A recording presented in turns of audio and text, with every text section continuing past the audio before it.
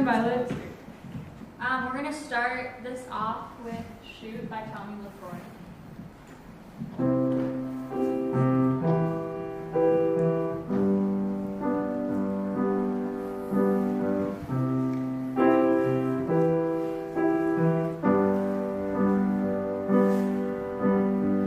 I read a story about somebody who drove his family off a bridge.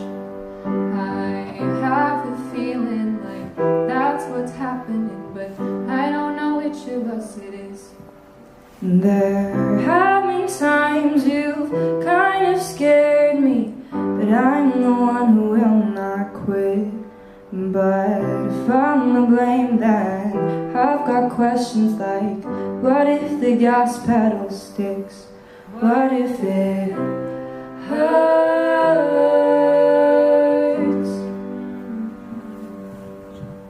Last night I dreamt of a bar in Chinatown, sticky counters and vinyl boots playing Springsteen 88, 'cause it's almost country phase. I was dancing for you.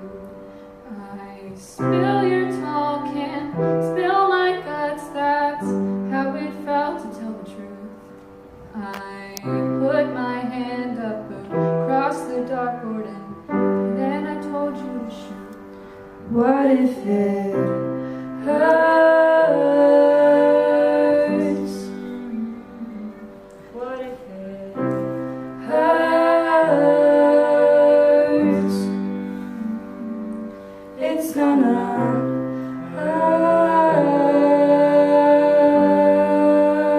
said it's gonna Hurt.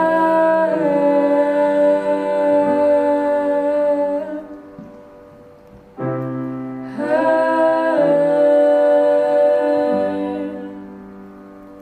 it's gonna Hurt. it's gonna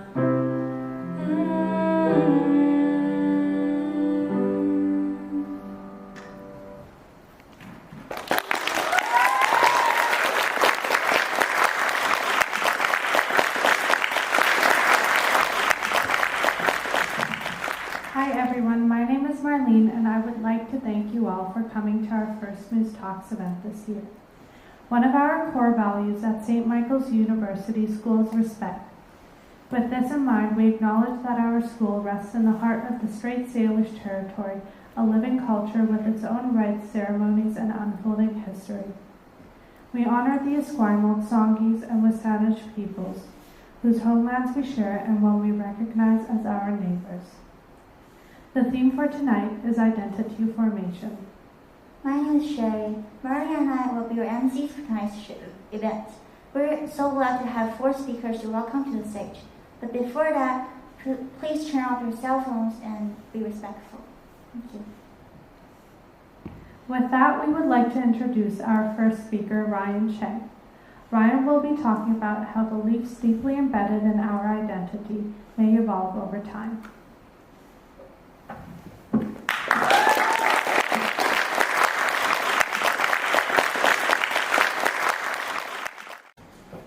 Good evening, everyone. Be humble. No one likes arrogance.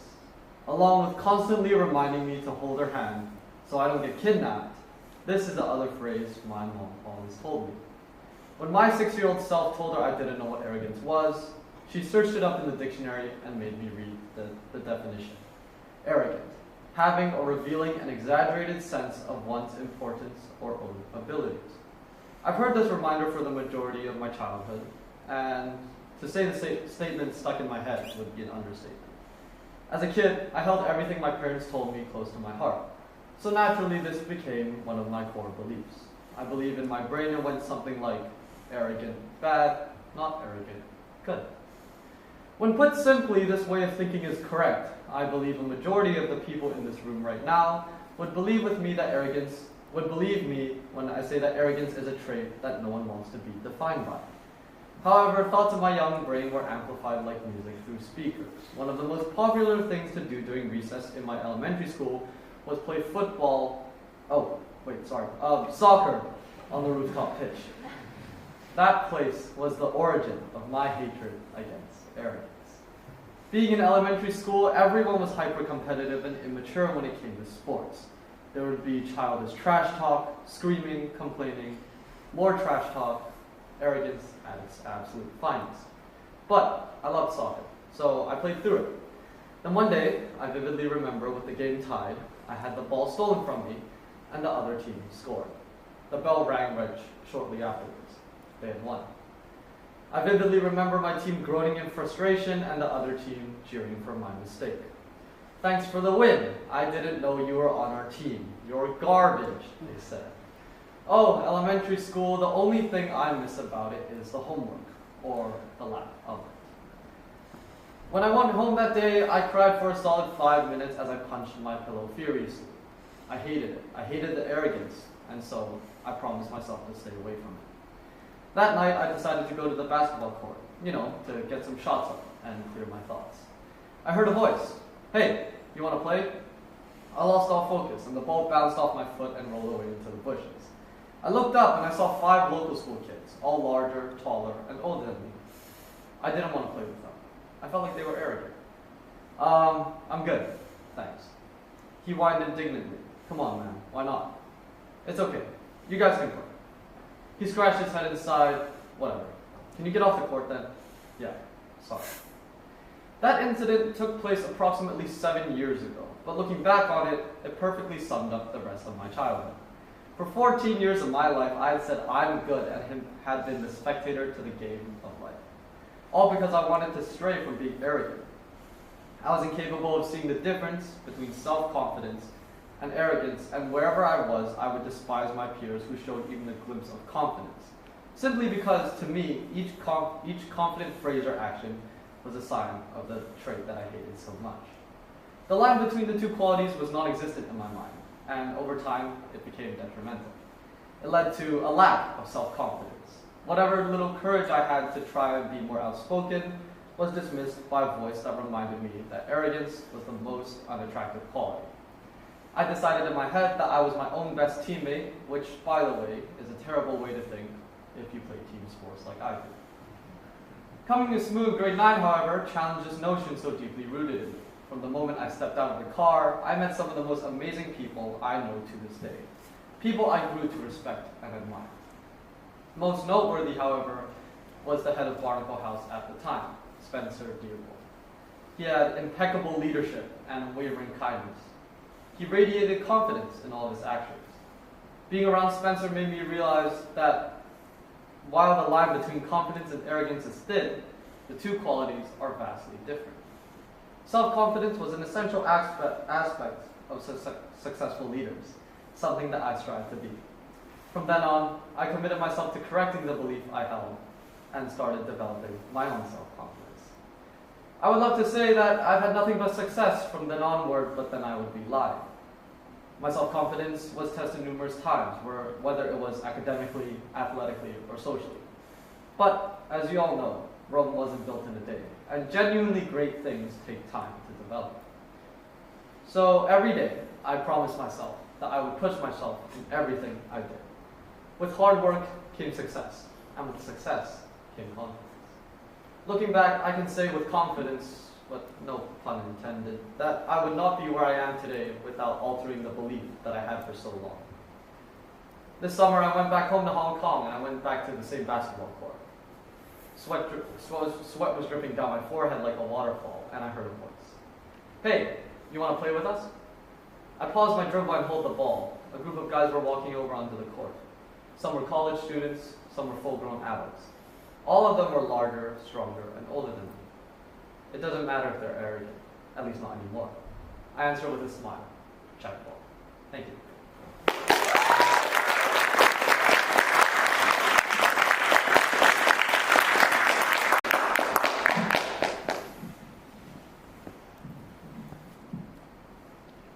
Thank you, Ryan. That was really an intriguing topic and a wonderful way to start the show. Next up, we have Anzu Ganzol, who will speak about how the identity of oneself is formed and how it can be changed.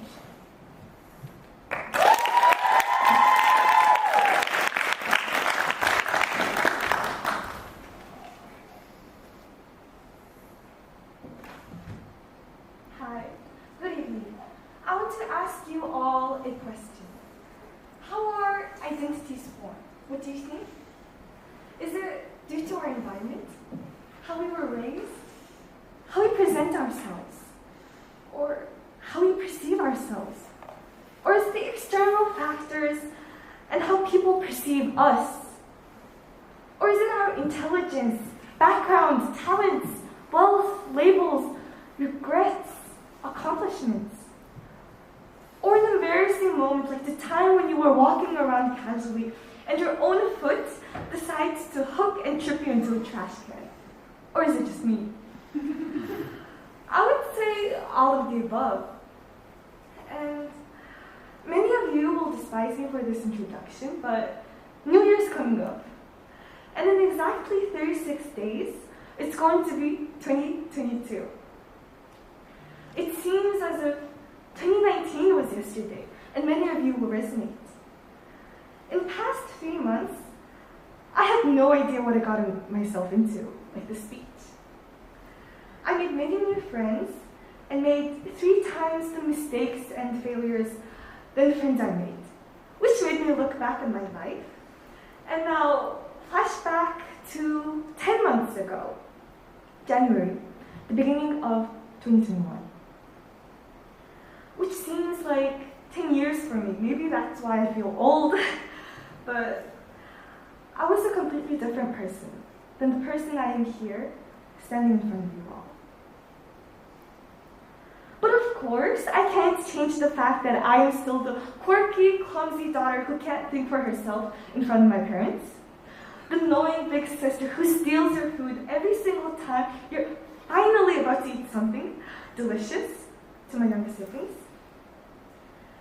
But when I first got here, at SMU, it was as if I got another chance at life. It was as if I came into a different world than the one I've been living in my whole life.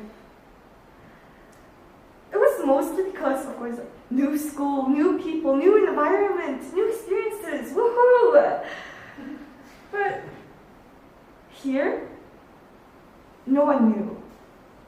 No one knew who I was. No one knew the things I did and did not do. No one knows, and it still won't.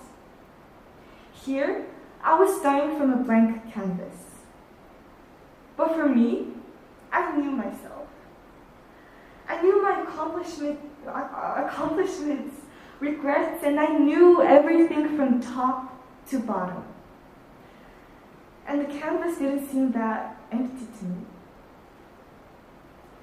I'm the type of person who is lazy, the type of person who doesn't like admitting their mistakes, the type of person who is in bed every day, like a sloth on the branch tree, sleeping for hours and hours.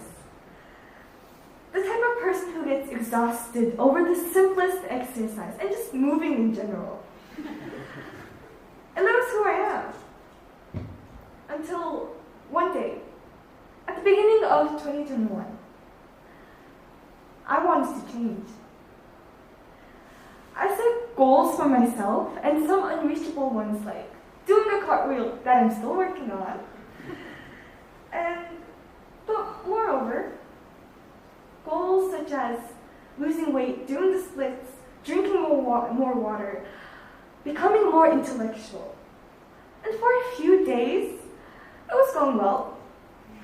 I had enough motivation to keep me up and going for the first few days and even a week. But to be honest with you all, it was a total fail. It felt like a chore because it was a chore. And it wasn't who I was. But I kept on going because I had motivation. After the first month, I gave up. And I was back in the spiral of my old habits and the real me.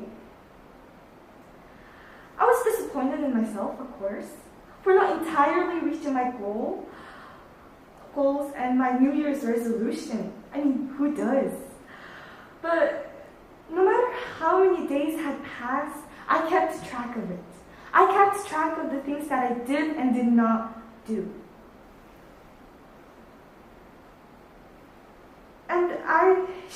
myself for it, for not reaching all of the expectations that I put on myself.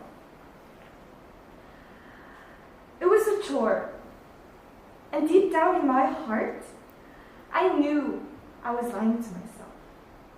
It didn't match the real me, and eventually everything fell apart. After giving myself a break, I started back at it again, and this time it was different, or so I thought. For another whole month, I worked hard, and it crashed and fell apart again. I still didn't get the body or the productive life that I wanted, like those on social media. I wanted to change, but for what? I truly had no idea. Why? Was it because doing the split seemed really cool, or was it because I didn't like myself? All of the above, maybe. Since going on with this endless cycle of not getting anywhere was not working for me, so I did what a normal person would do. Go on top of a building and scream. No, I gave myself time to think.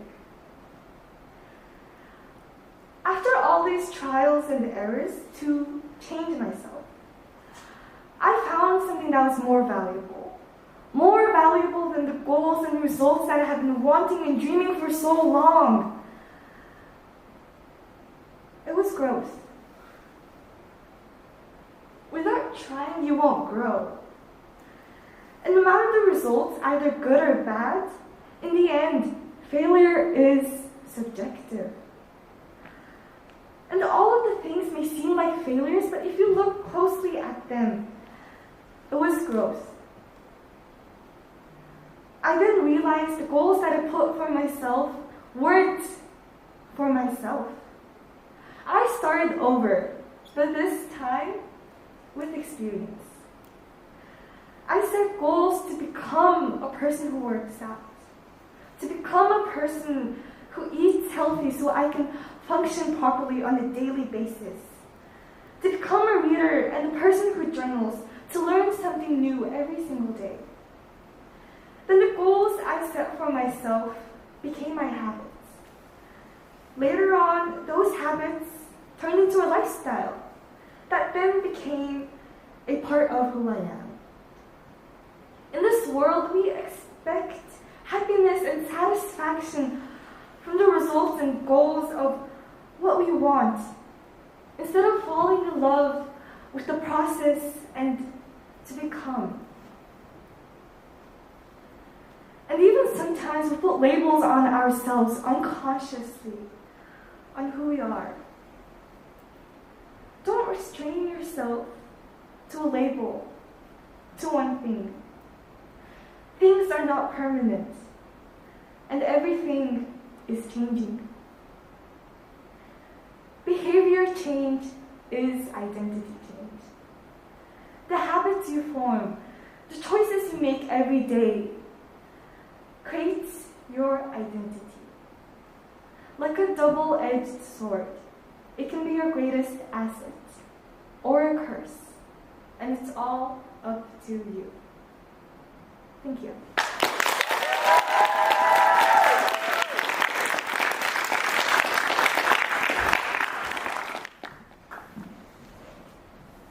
Thank you, Nancy, for sharing. That was truly amazing.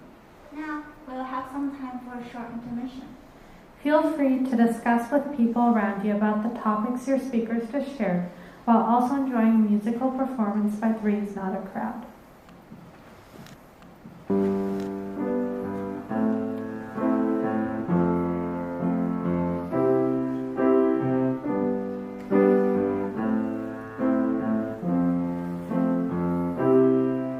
The job was the very worst.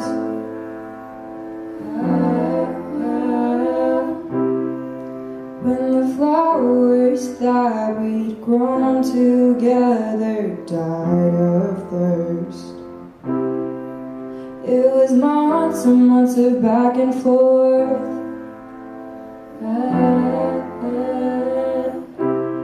You're still all over me like a wine same dress I can't wear anymore. I hung my head as I lost the war, and the sky turned black like a perfect storm. The rain came pouring down when I was drowning. That's when I could finally breathe.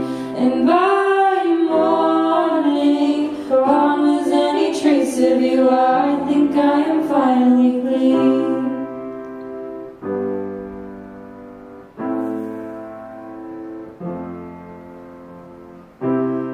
There's nothing left to do.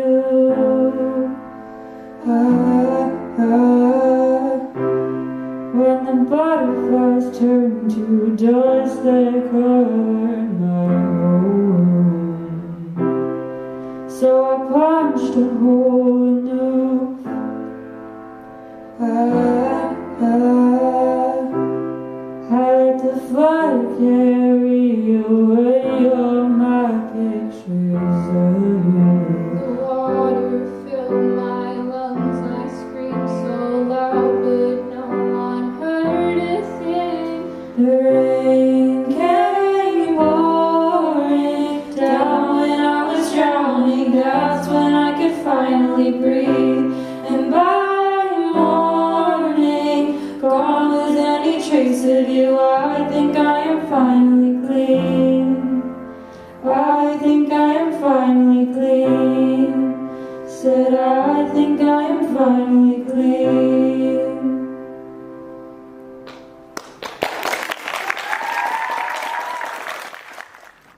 I will now be introducing Tina Key, who will be presenting her poem about finding one's own identity.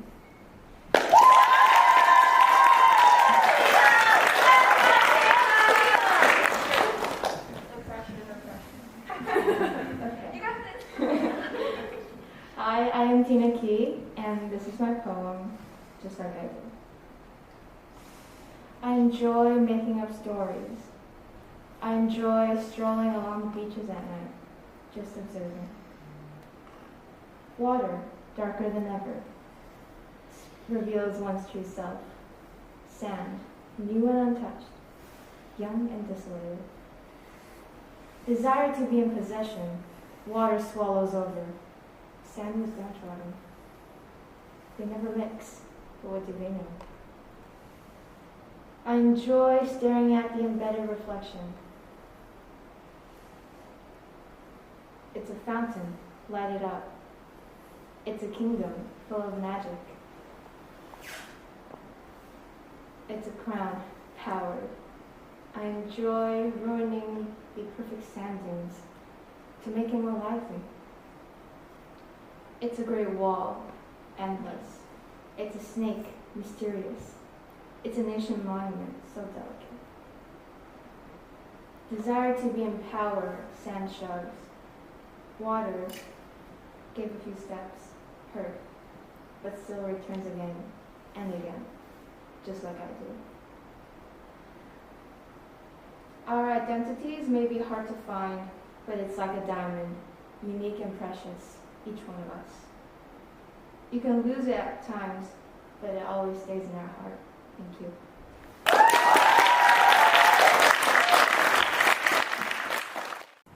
Thank you, Tina, for sharing your piece. Last but not least, let us welcome our guest speaker, Dylan Thomas, to the stage.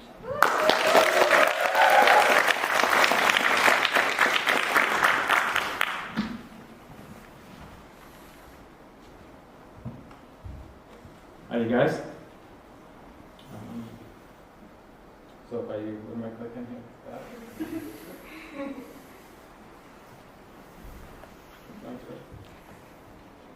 Oh, okay, thanks. Hi, yeah, my name is Dylan Thomas. Is that loud? Sorry. My name is Dylan Thomas. My traditional name is Paul Thilam. I've carried that name since I was about 5 years old, and today I'm going to tell you a little story about me discovering the meaning and the kind of depth of that name. For those of you who don't know, these traditional names have been passed on for generations. Like probably going back, thousands of years. And due to residential school and my family living off reserve because of just work opportunities, a lot of these kind of heirlooms, cultural heirlooms such as names were broken, and there was many generations where they didn't get passed down. My dad, knowing this and having learned a little bit from talking to his family, approached my aunt, who was kind of a matriarch in the family, and he got me to receive my name when I was about that age. That's me at 4 years old. I was a free spirit back then. I vaguely remember the ceremony and being really nervous and being in the big house and getting told all these instructions and going over them over and over and over again, what I had to do. And then, that was kind of it, and it just kind of turned into this distant memory. I never used my traditional name for many, many years. But even at that age, at 3 years old, my mom talks about, and I have some pretty clear memories of this, me and my dad playing a crude form of Pictionary where we would just sit in a room and one of us would draw something we've seen until the other person could guess what it was. And then from that day forward, I had an absolute obsession with drawing. And my mom talks about all my teachers, literally through from kindergarten until high school, talking about ways to control my drawing, because I would just draw when I was supposed to be working, and I had deals cut with teachers, if I finished early I could draw, and then I was scrambling to get everything done. And at that time I was my interest changed over the years, but I kind of was into illustration, so copying comic books, and when I was really young, drawing professional wrestlers and things like that. It took I always knew I wanted to do something in the arts. I had been surrounded by native art. My mom and dad are collectors, but I never really took it seriously or really explored it much. But after high school, I ended up wanting to go to Emily Carr to be a graphic designer, because I figured that might be a way to do art and make some money. And while I was getting ready to do my upgrading and stuff that I needed to go to Emily Carr, I heard that Randy Cook, who was a young professional Northwest Coast artist, was looking for students, and I put my name forward, and he took me in, and that was the most pivotal moment in my life, because I started studying Salish art, and these kind of images that are on screen now, to a person who isn't a Coast Salish person or an artist, they probably just look like objects, but when I started diving into this art, they were so much more than that. If you look closely, you can see the actual knife marks that these artists did, and I've collected over 2,500 objects from around the world. And from the day I started doing that apprenticeship, I've never looked back. This has been my passion, and I can honestly say that I'm one of the lucky people who I could not imagine doing anything except for this now. Through my introduction to the art, I really got interested in my culture and started exploring a lot more of that and participating in my culture for the first time in generations, after we'd really been broken from a lot of these practices since at least my great-grandfather. And that was the first step, was getting involved in the art and culture. The next step was me having 2 daughters, and I don't know what it was that came over me, but when I was a kid, my dad always he pieced together little things about our family, and he always brought them up and talked about how we came from a chief's lineage and things like that, and as a teenager, I was oh yeah, Dad, yeah. And it never was really that important, but when I had kids, for some reason I had this incredible urge to learn about my family as much as I could. Right now I want to pause and just give you guys a suggestion.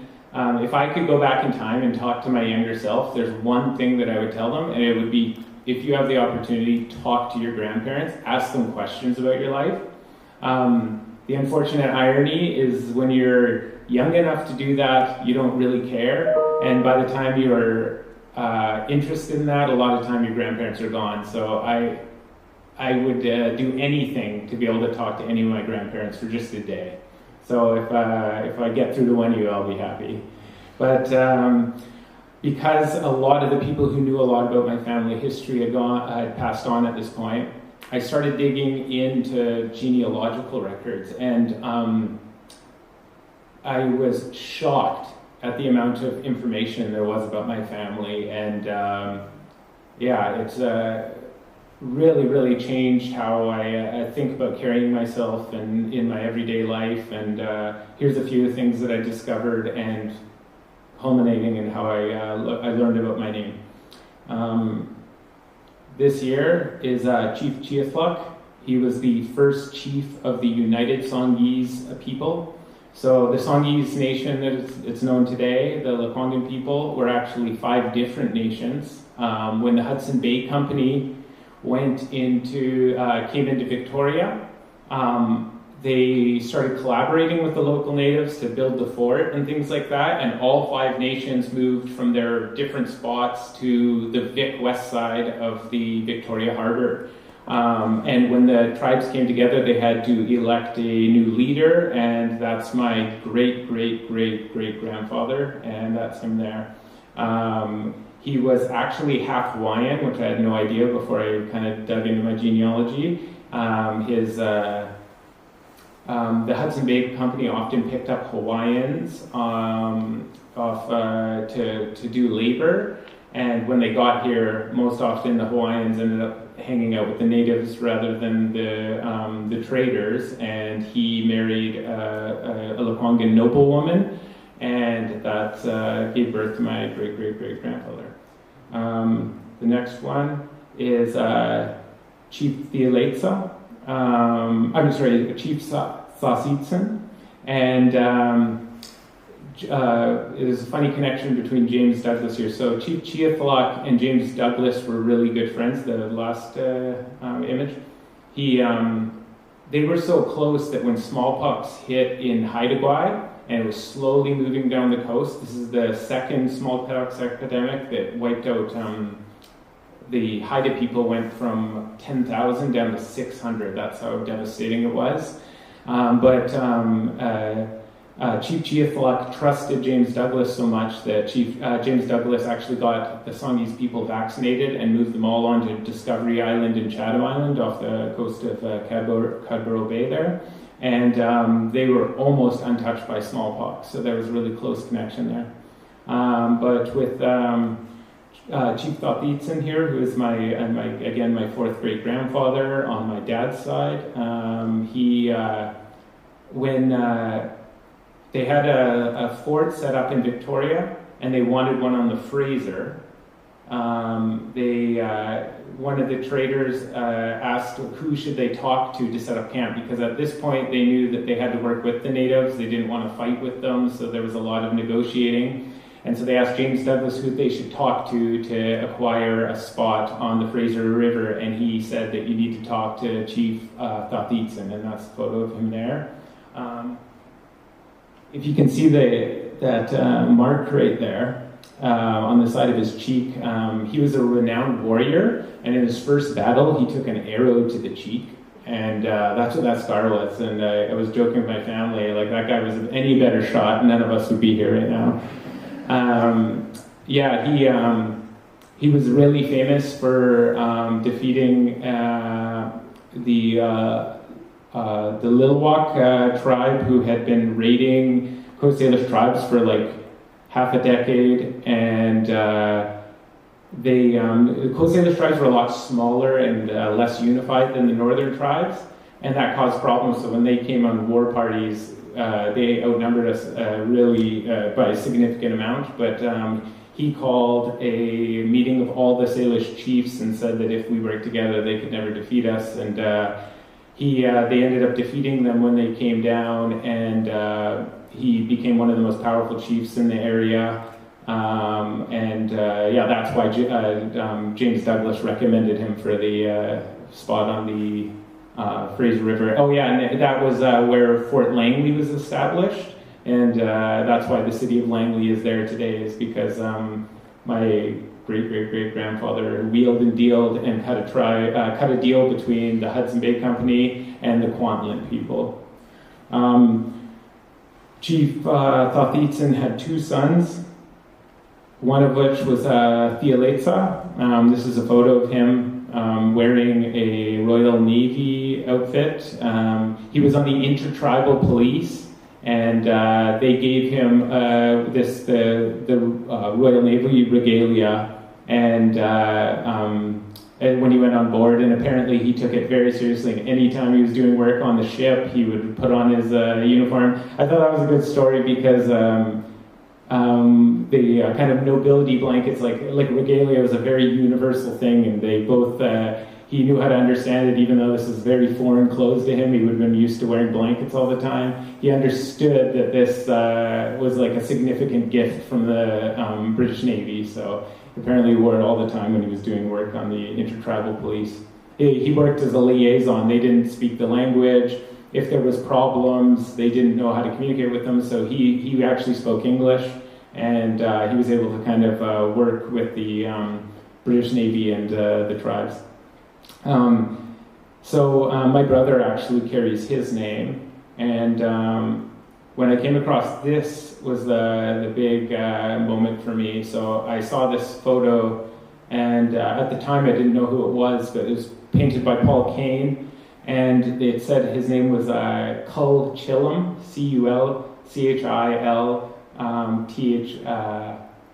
L-U-M.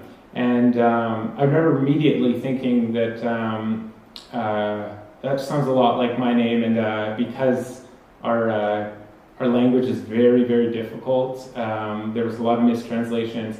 So as I dug in more, and Paul Kane luckily had tons of notes on this, he was actually the son of Chief Thothetson, and I came to the realization that that was actually my name, and I talked to some of my aunts who knew, and it was in fact. So this is the name that I carry today. It carried on for a couple more generations before it died, and I've had the honor to carry it today. Reading these stories about my family's impact on the area, and even the warfare stories and things like that, it made me really realize what an honor it is to carry this name, and that to do so, I need to carry it in a respectful way and make sure that I honor my family. All of this info was quite a shock to me, to know that there was this much writing about my family.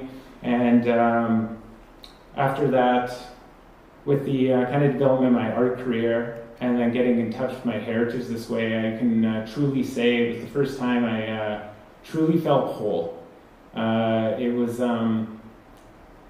even though I grew up off reserve and was kind of pretty much thoroughly westernized for most of my life, there was always this kind of this feeling that something was missing. And through my art career and through learning about my family, I feel kind of at home in my skin for the first time in my life. So that's all I got today. So thanks, you guys.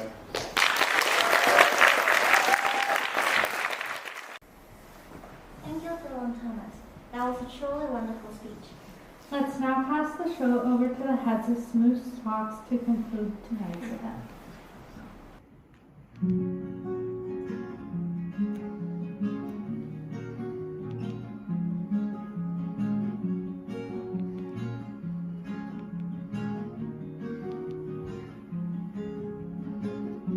I took my love and I took it down. I climbed a mountain and I turned around, and I saw my reflection in the snow-covered hill until the landslide brought me down. Up here in the sky, what is love? Can the child within us rise above? Can I say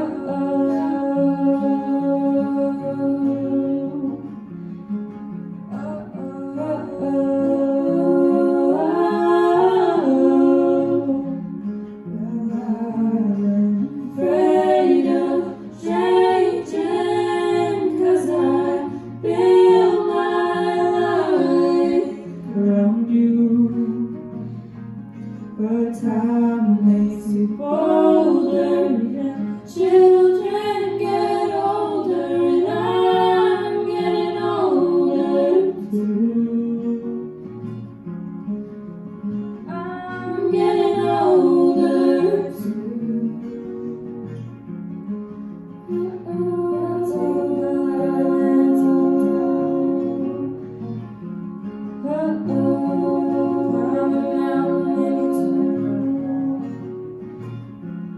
if you see my reflection in the snow-covered hills, will the landslide bring you down?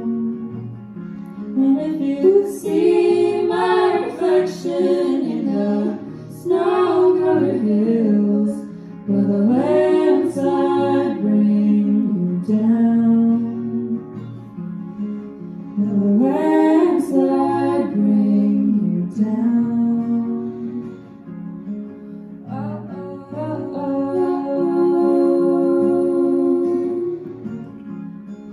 Oh, oh, oh,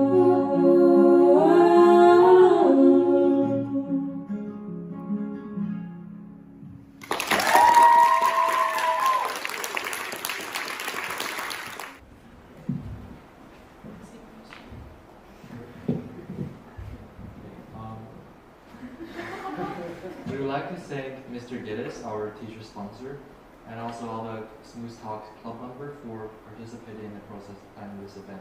Thank you.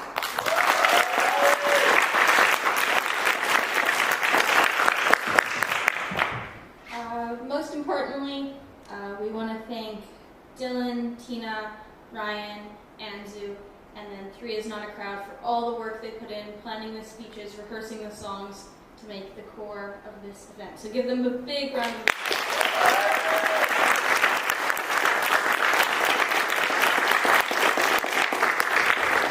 And we also like to give a big shout out to the MCs for tonight, Marlene and Sherry. And finally, to show our appreciation, Dylan Thomas, we'd like to welcome you back onto the stage.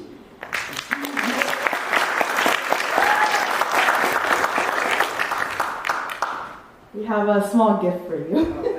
Yes. Thank you. Thank you so much for speaking.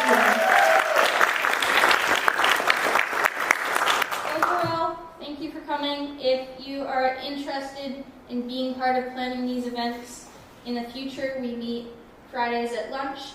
For the audience, we also want to give a big round of applause to you for coming out. So thank you very much.